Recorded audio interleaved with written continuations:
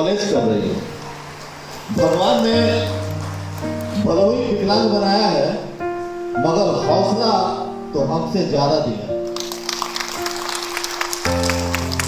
और ये सीख हम लोगों को लिए कि इस माँ को देखकर और इस बिटिया को देखकर हम अपने बच्चों को नहीं पढ़ाए तो हमारे जैसा जानवर दुनिया में कोई नहीं होगा। क्योंकि शिक्षा वो अर्थ है, माता जी आपके चरणों में बस और परिसर से कभी भी आपको सहयोग लगे इस वीडियो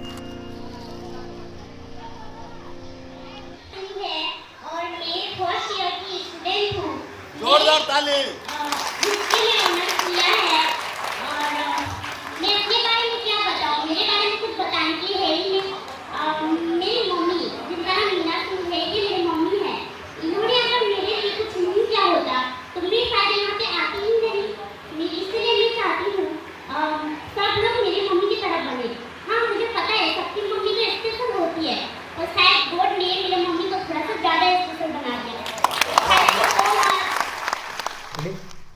नमस्कार, आप देख रहे हैं खबर आजकल। मैं अमर आप सभी के साथ जुड़ा हूं और आप सभी को एक बार फिर से बहुत बहुत नमस्कार। दर्शकों, आप सभी को हम बताना चाहेंगे कि आज हमारे साथ कुछ और अतिथि मौजूद हुए हैं।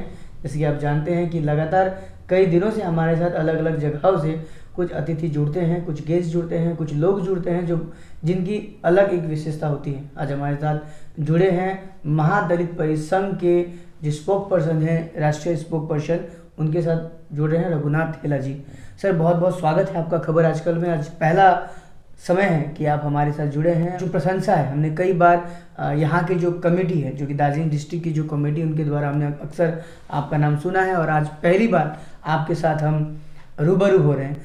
सर, किस विस्तार के साथ आप दार्जिलिंग डिस्ट्रिक्ट को लेकर चल रहे हैं, पश्चिम बंगाल को लेकर चल रहे हैं, और किस तरीके से महादलित परिसंघ में एक नाम आता है दलित, जो कि हमेशा से पूरे देश में चर्चा का विषय रहता है, तो किस तरीके से इस शब्द को, इस पूरे संघ को आप लेकर चल रहे हैं?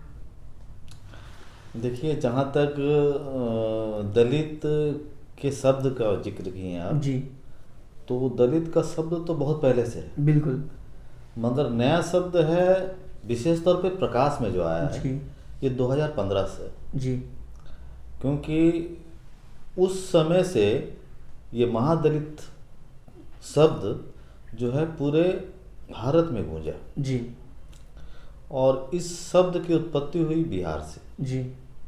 आज वर्तमान में जो हमारे राष्ट्रीय अध्यक्ष हैं माननीय बबन रावत जी, वो बहुत संघर्ष करके ये बात देखें कि पूरे भारत में जो दलितों में सबसे अति दलित है जी, और वहाँ महादलित के नाम से बिहार में लोग जानते भी हैं जी, जो सफाई कामगार के लोग हैं, जिनका मूलतः पेशा सफाई से संबंधित है जी, तो ये शोषित और वंचित हैं जी। और दलित के नाम पे अब बहुत से ऐसे लोग हैं जो स्वर्ण हो गए हैं, माने डेवलप हो गए हैं, मगर आज भी दलित के कैटेगरी में हैं जी। और ये जो महादलित है, ये जेहेतु सफाई का काम करता है जी, इसकी दयनीय अवस्था खराब है, ना यहाँ इस समाज पे शिक्षा है, ना ये समाज आगे बढ़ा है, और अभी भी देश के मुख्य धारा से नहीं जुड़ पाया है जी। तो यही है महादलित। सर, आपने कहा कि दलित की मुख्य धारा से नहीं जुड़ पाया है, बहुत ऐसे भी परिवार हैं जो ऊपर उठ चुके हैं, तो इन दोनों चीज़ों के बीच में जो अंतर है, इसको आप कैसे देखते हैं? इसीलिए तो हम लोग आरक्षण का वर्गीकरण करना चाहते हैं जी। मीन्स कि जो दलितों में डेवलप हो गए जी, वो क्यों आरक्षण का लाभ उठाएं? आज ये महादलित समाज है जो पूरे भारत में इसकी संख्या 20 करोड़ है जी, और 20 करोड़ होने के बावजूद जी, हम लोग जेहेतु विभिन्न जातियों में, उपजातियों में बटे हैं जी, तो गोलबंद न हो रहने के कारण हमारी महत्ता जो होनी चाहिए थी वो नहीं हुई जी। फलस्वरूप का है कि आज आज 2021 के डेट में मैं ये बोल सकता हूँ गर्व के साथ कि पूरे भारत में हम लोग गोलबंद हुए हैं जी। और हमारी आबादी करीब 20 करोड़ है। और ये तत्कालीन जिस समय आप इंटरव्यू ले रहे हैं जी। इस समय पश्चिम बंगाल में विधानसभा चुनाव चल रहा है बिल्कुल। और इस चुनाव के पहले हम लोग उत्तर बंगाल में ही आपके प्रेस कॉन्फ्रेंस हमारी बेटियां की थी जी। और हम लोग मांग उठाए थे कि पश्चिम बंगाल में राज्य सफाई कर्मचारी आयोग होना चाहिए जी। जो महादलित है जिसकी संख्या प्रत्येक विधानसभा क्षेत्र में करीब 50,000 जी। मगर हमें कोई तवज्जो नहीं देता, हमारे लोगों को कोई वैल्यू नहीं देता जी। और हम लोग सत्ता में भागीदारी चाहते हैं, क्योंकि अब हम विधानसभा में सिर्फ सफाई करने नहीं जाएंगे जी। अब हुआ हम नीति आयोग में भी जाना चाहते हैं, जो नीतियां बने वो हमारे लोग उसमें शामिल हो, उनकी भागीदारी सुनिश्चित हो। तो इसलिए हम चाहते हैं कि पश्चिम बंगाल में राज्य सफाई कर्मचारी आयोग बने और विधानसभा में हमारे लोग जाएं, या जिस तरीके से अभी तक बंगाल में विधान परिषद का गठन नहीं हुआ है जी। मगर हम चाहते हैं कि आने वाले चुनाव में जो भी राजनीतिक दल जीते वो विधान परिषद का गठन करे, हमारे लोगों को विधान परिषद में नॉमिनेट करे जी। जिस तरीके से राज्यसभा और लोकसभा। तो अभी तक ऐसा कुछ हुआ है किसी जगह पे ये संभव हो पाया है, या फिर अभी जिस तरह से विधानसभा इलेक्शन बंगाल में चल रहा है ऐसे में कुछ ऐसे एमएलए कैंडिडेट या प्रार्थी से आप लोगों की बात हुई होगी कि अगर ऐसा कुछ अगर आप लोगों के सहयोग से मिलता है तो आपके आयोग में सुविधा मिल पाए, ऐसी कुछ कहीं पे कोई चर्चा? देखिए सर, मैं सिर्फ इतना संक्षिप्त में कहना चाहूँगा कि 2021 का 2 मई के बाद जी आपको स्पष्ट एक इंगित दिखाई पड़ेगा जी कि जिन्होंने महादलित समाज को नकारा उनकी दशा क्या हुई, और जिन्होंने महादलित को तवज्जो दिया जी उनकी दशा कहाँ। तो क्या लग रहा है सर, कौन लोग आप लोगों को तवज्जो दे रहे हैं, कौन लोग तवज्जो नहीं देने की सोच रहे हैं? नहीं सर, इस संदर्भ में मैं अभी इस बात को ओपन नहीं करना चाहता हूँ, क्योंकि हम लोग इस बात का निर्णय ले चुके हैं जी। और मैंने स्पष्ट रूप से घोषणा भी किया है जी कि जो हमें तवज्जो देगा हम उन्हें तवज्जो देंगे जी। तो ये बात वो समझ गए होंगे कि हम लोग कौन हमको तवज्जो दे रहे हैं और कौन नहीं दे रहे हैं। जो नहीं दे रहे हैं उनको ये 2000 सर वर्तमान समय में अगर हम बात करें तो कितने अधिकारों से वंचित हो गए हैं जो महादलित परिसंघ ही नहीं बोलेंगे, जबकि उनके अंतराल में आने वाले हो, क्योंकि मैंने देखा है कि दार्जिलिंग डिस्ट्रिक्ट हो या बंगाल हो, पूरे बंगाल में अलग अलग संगठन द्वारा लोगों को भरमाया जा रहा है। कुछ ऐसे भी संगठन हैं जो आपसे संबंधित नहीं है लेकिन आपके ही लोग हैं जो अलग विचारधारा के साथ उस संगठन के साथ जुड़े हैं। आपकी विचारधारा के साथ महादलित परिसंघ के साथ बहुत सारे लोग जुड़े हैं जिसका आपका पूरा सहयोग आप तक पहुंच रहा है या आपका सहयोग उन तक पहुंच रहा है। ऐसे में जो अलग अलग संगठन से जुड़े हैं उनमें और आप लोग इस संगठन से कितना, हम अगर अंतराल की बात करें, कितना अंतराल है और कितना सहयोग आप उनके अधिकारों के लिए कर पा रहे हैं? देखिए, सबसे तो सर मजा की बात यही है जी कि आज हम इस बात को गर्व से बोल सकते हैं जी कि ये कारवां 2015 से शुरू हुआ था और 2021 तक आते आते ये महादलित परिसंघ सिर्फ राष्ट्रीय नहीं रहा जी। आज आप देखेंगे अंतर्राष्ट्रीय हो गया है। अच्छा। यहाँ तक कि बांग्लादेश, नेपाल, भूटान और न्यूजीलैंड में फैल चुका है। अच्छा। क्योंकि बांग्लादेश हम सब जगह छोड़ देते हैं, बांग्लादेश हमारा पड़ोसी राज्य माने देश है, और पड़ोसी देश में यहाँ से जब भाग हुआ तो यहाँ के जो लोग हैं सेम वहीं रहते हैं जी। तो आज हम लोग वहाँ से भी एकबद्ध हो गए हैं जी। और हमारे यहाँ जो छोटे छोटे दलित संगठन हैं आज वो महादलित परिसंघ से जुड़ना चाह रहे हैं जी। और ये इस बात को महसूस किए हैं कि ये जो इतना बड़ा बट ब्रिज बना है, अगर हम लोग एक छत्र छाया के नीचे आएंगे तो एक संयुक्त शक्ति से हम अपनी हर मांग को मंगवा सकते हैं जी। और माने सत्ताधारी लोग देने के लिए बाध्य होंगे जी। अगर हम बात करें आप महादलित परिसंघ से जुड़े तमाम जो आप लोगों के वर्ग के लोग हैं जो अलग अलग जगह से जुड़े हुए हैं, चाहे वो बंगाल भर से बात करें या देश भर से बात करें, तो उन लोगों का कितना, अगर क्वांटिटी की बात करें तो कितने लोग होंगे, कितनी संख्या में लोग हैं? मैं उदाहरण स्वरूप आपको एक छोटा सा बात बताना चाहता हूँ कि मैंने कहा कि बंगाल में जिस तरीके से आप मतुआ समुदाय का नाम सुने हो जी, मतुआ समुदाय, और आज सभी राजनीतिक दल वहाँ माथा टेकते हैं वोट बैंक के लिए जी। 70 सीटों पे उनका प्रभाव है जी। मगर मैं आपको गारंटी के संग बोलता हूँ कि 294 सीटों पे हमारा प्रभाव है जी विधानसभा में, क्योंकि बंगाल की बात कर रहे हैं, बंगाल की बात कर रहे हैं, बंगाल से ही आपको अंदाजा मिल जाएगा पूरे राष्ट्र का। तो कोई ऐसा जगह नहीं है जहां नगर पालिका ना हो, ग्राम पंचायत ना हो। इधर अगर नगर पालिका चुनाव की अगर अब भी बात आती है तो सबसे बड़ा सपोर्ट तो आप लोग की तरफ से ही मिलता है और विशेष रूप से आप लोग के जो समाज है उनका एक महत्वपूर्ण योगदान हमेशा से कॉरपोरेशन में रहा भी है, जिसको कोई भी नहीं नकार सकता।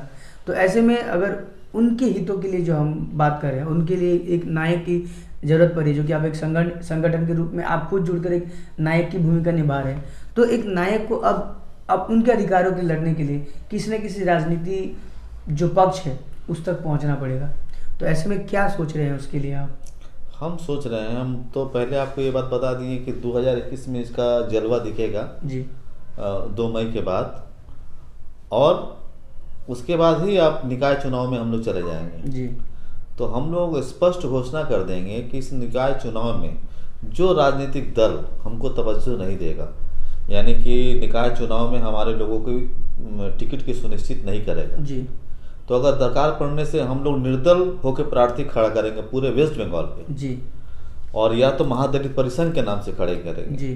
तो हमारी तो इतनी क्षमता है जी कि प्रत्येक वार्ड में, प्रत्येक निकाय में हम लोग कम से कम एक अच्छा खासा संख्या में अपने लोगों को जिता कर ला सकते। खास विषय तो बहुत सारी रही होगी, लेकिन समस्या तो बहुत सारी है, बहुत चीज़ों की समस्या है, ख़त्म नहीं होगी, लेकिन कुछ मूल रूप से जो समस्या है, जो आप जैसे बोल रहे हैं कि टेम्प्रोरी है, परमानेंट होना चाहिए, वो 3-4 समस्या क्या है अगर गिनवाना चाहें तो? देखिए, सबसे बड़ा जो इस समय कुठाराघात है जी, कि दुर्भाग्यजनक है कि 100 दिन का काम का जो सरकार डंका पीटती है जी, कि हम 100 नंबर के काम में बंगाल 1 नंबर है जी। तो जानते हैं वो 100 नंबर 100 दिन का जो रोजगार है वो सफाई कर्मचारियों के मत्थे टेका जाता है। वाले समय में विराट मुद्दा होने वाला है। कहते हैं कि जो रोजगार है उनका जो वेतन है 6,000, 7,000, 8,000 के रेंज में जो वेतन है उसमें एक परिवार को चलाना काफ़ी दिक्कत होता है, जिसको बढ़ाया नहीं जा रहा है, उस दिक्कत के साथ वो लोग जी रहे हैं। उसी में उनका स्कूल पढ़ाना है, घर का खर्चा है, मम्मी पापा का इलाज है, भाई बहन का इलाज है। तो इस तरह की समस्या के साथ 6,000, 7,000 रुपये का जो वेतन में काम चलती है, ये एक मुद्दा सामने आता है। इस पर आप लोग किस तरीके से सोचते हैं? हम लोग इसको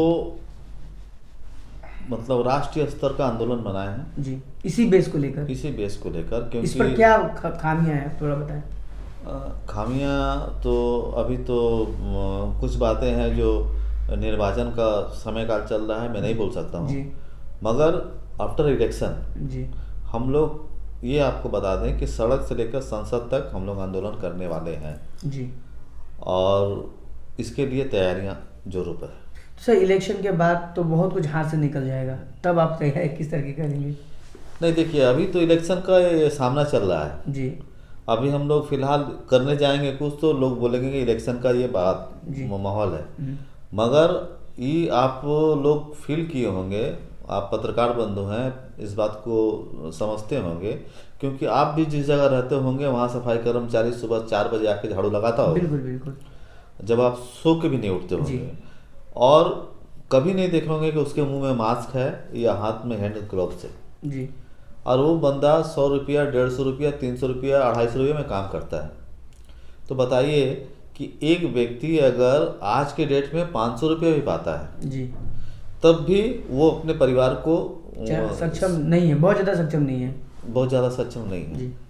तो हम लोग चाहते हैं कि ठेकेदारी प्रथा पूरी तरह से सफाई कामगारों के लिए बंद हो, प्रतिबंध लगे इसमें, क्योंकि इससे एक बहुत बड़ा तबका देश की मुख्य धारा से नहीं जुड़ पा रहा है, और वो शिक्षा, स्वास्थ्य और आवास से वंचित है।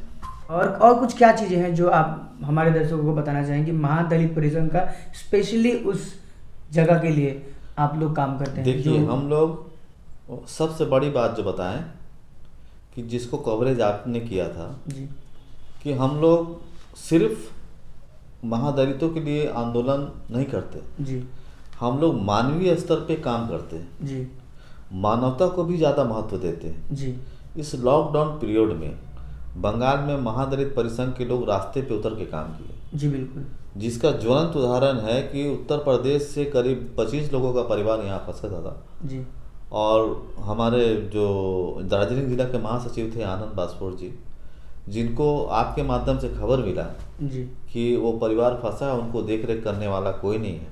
मैं उसके लिए आपको भी शुक्रिया करना चाहूँगा कि आपने महादलित परिसंघ पे भरोसा किया और वो लोग हमारे लोग गए और करीब उनका 1 महीना जी सेवा किए, पूरे परिवार को रखें। वहाँ पे एक प्रेग्नेंट लेडी थी जो कि काफ़ी दुख और तकलीफ में थी, जिन्हें बहुत जल्द सुविधा पहुँचाना जरूरी था। और आनंद जी ने वहाँ पर उस महिला और उस परिवार को जिस तरह से खड़े हुए ताकि एक बहुत बड़ा सपोर्ट उन्हें मिला था।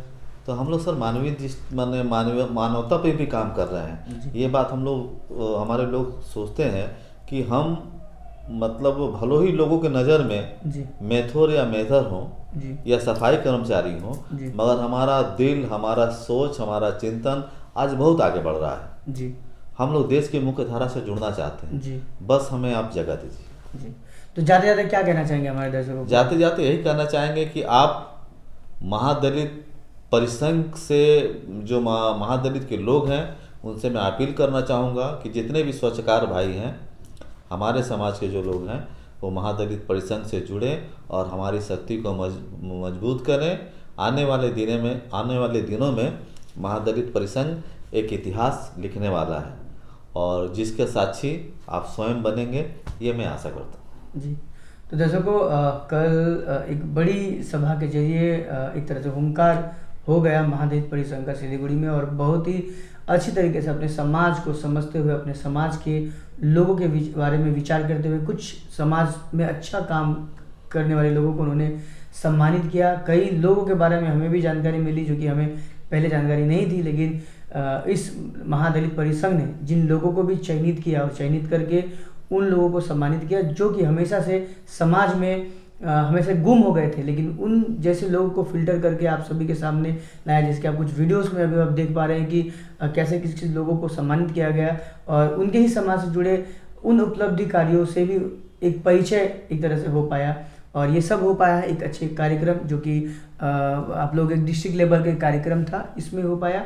और जिस तरीके से महादलित परिसंघ अपने तरीके से अपने समाज के लिए काम करते हैं, हम ये नहीं कहते कि महादलित परिसंघ ही अपने समाज में अपने समाज के लिए कार्य करती है। फिलहाल एक सब्जेक्ट के ऊपर बात हो रही थी, खासकर दलितों के ऊपर, सफाई कर्मियों के ऊपर, तो हमने एक पर्टिकुलर एक महादलित परिसंघ के साथ जुड़ना चाहा, उनसे बातें करनी चाहिए, उनके बारे में जानना चाहा।